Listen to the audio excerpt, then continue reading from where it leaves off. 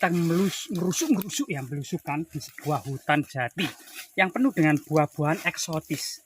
Nah, seperti dari luar seperti telur. Tadi telur purba, warnanya seperti keramik ya atau marmer. Tapi sebenarnya di dalamnya ini baunya seger. Nggak tahu ini buah apa ya. Kok warnanya kayak gini ya, kayak kecoklat-coklatan gitu ya. Rasanya asem, ada manis-manisnya, kelihatannya ini kedondong. Nah, ini pohonnya. Nah, ini. Di area ini selain buah-buah kedondong yang cukup banyak, juga banyak fosil-fosil. Nah, diduga ini fosil. Jadi ini sekali lagi bentuk tulangnya itu masih ketara, yaitu tulang kaki ya, tulang kaki atau tulang paha yang terpotong. Dan sumsum tulangnya itu sudah mengkristal.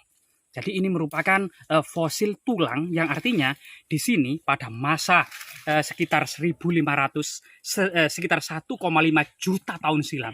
Ini merupakan sebuah savana pegunungan yang padang rumput luas penuh dengan mamalia purba seperti mamut, gajah purba ya, atau kemudian banteng purba, kerbau purba, sapi purba, kijang purba maupun kemudian harimau bertaling belati. Namun merentang dari sejarah yang cukup panjang di sini, kita akan menemukan sebuah prasasti yang luar biasa tentang proses perkembangan ya peradaban Mataram kuno Jawa Tengah untuk kemudian memasuki peradaban di Jawa Timur. Mari kita teliti bersama-sama. Jadi fosil-fosil ini kita taruh di tumpukan-tumpukan batu fosil ini ya. Kemungkinan ini juga fosil kerang purba yang sudah daging kerang yang sudah pecah-pecah ya, pecah. Nah, ini kelihatannya masih daging kerang. Dan di sini sangat luar biasa sekali ya. Selain kemudian temuan prasasti. Coba kita nanti bertanya kepada leluhur yang ada di sini tentang eksistensi sebuah prasasti. Nah, ini juga fosil. Ini dulunya itu sebuah daging, kemungkinan kerang purba yang membatu gitu ya. Jadi kelihatan ini fosil ya, berbeda dengan batu-batu yang lainnya. Nah, ini mari kita telusuri bersama-sama.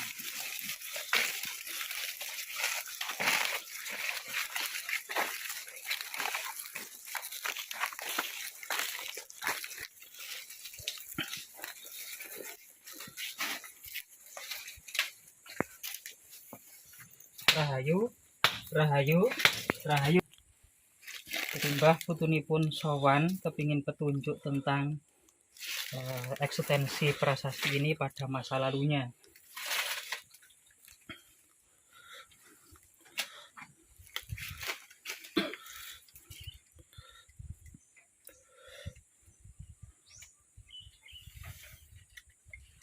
Iya. Jadi prasasti ini itu memang prasasti yang dikeluarkan oleh seorang raja Mataram kuno pada tahun 830 Saka atau pada tahun 908 Masehi.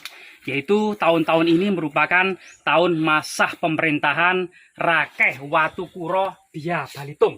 Atau dalam prasasti Balitung ini seorang rakyat yang senantiasa kemudian memiliki visi misi tentang arti pentingnya Sungai Brantas pada masa depannya, terutama pelabuhan Hujung Galuh yang akan menopang perekonomian Jawa dalam menguasai peradaban dan perkembangan ekonomi Indonesia Timur. Termasuk kemudian rakyat Balitung ini juga memiliki visi misi untuk menyatukan Pulau Bali ke dalam Jawa juga pada masa ini. Sehingga kemudian tidak hanya di desa desa mana ini namanya ya? Dia Desa Bangle, Kecamatan Lengkong, Kabupaten Nganjuk, Jawa Timur ini tidak hanya di sini saja kita temukan prasasti-prasasti masa Dia Balitung yang ada di Jawa Timur, melainkan di Mojokerto, prasasti Jedong, maupun prasasti yang ada di Sidoarjo ya, itu juga beberapa ada prasasti-prasasti di sekitar Sungai Brantas ini tentang kemudian yang dikeluarkan oleh Rakeh Watukuro Dia Balitung. Terutama di sini itu tahun 908 Masehi, prasasti Jedong 1 atau di Mojokerto ini berarti 2 tahun ya setelah kemudian menguasai dan menyatukan wilayah Nganjuk ke dalam Mataram kuno, kemudian dilanjutkan ke Mojokerto, Gunung Penanggungan tahun 910 Masehi. Jadi prasasti ini juga memuat nama desa yang bernama nama Jambi. Nah, nama Jambi. Nah, kita ingat bahwasanya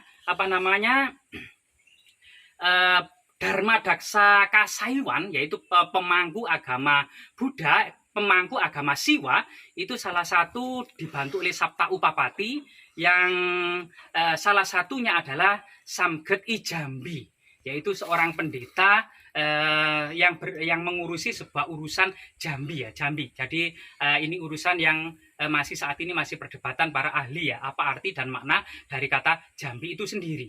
Selain kemudian memuat nama desa Jambi, prasasti ini juga memuat pertemuan para biksu. Jadi kita ingat, masih segar dalam ingatan kita ketika para pendeta dan para biksu ini berkumpul di Gunung Lejar untuk membahas masalah kemungkinan melakukan revolusi untuk kemudian menggulingkan kekuasaan Kertajaya Raja Kediri. Jadi kemudian di Jawa ini memang tidak terlepas dari kekuasaan para pendeta ya, para biksu, untuk kemudian berkumpul di hutan-hutan membahas masalah eksistensi maupun perkembangan sebuah negara. Jadi prasasti ini cukup penting, dan ini jauh dari perkampungan tetapi masih masuk wilayah Bangle, yaitu Desa Bangle, Kecamatan Lengkong, Kabupaten Nganjuk, Jawa Timur. Semoga kemudian prasasti ini ya bisa kemudian mengenang bagaimana kemudian arti pentingnya Jawa Timur dalam sebuah perekonomian internasional dan global yang luar biasa, terutama abad ke-10 dan ke-11. Sehingga penguasa-penguasa Jawa Tengah yang telah bermegah-megahan membangun Borobudur, Prambanan, Pelawasan, ya Candi Sewu dan semuanya, itu rela ditinggalkan untuk kemudian pada tahun 929 beralih ke Jawa Timur, yaitu istana maupun kedaton dari Jawa Tengah dipindahkan ke Jawa Timur dalam proses yang berangsur-angsur, yang secara resmi tahun 929, tetapi perlahan-lahan sebenarnya sudah mulai digarap oleh Rakai Watu Kuro Dia Balitung sejak awal-awal abad ke-11, itu tepatnya di sini adalah tahun 908. Semoga menjadi bermanfaat bagi kita semua. Jas merah, jangan sekali-kali melupakan sejarah.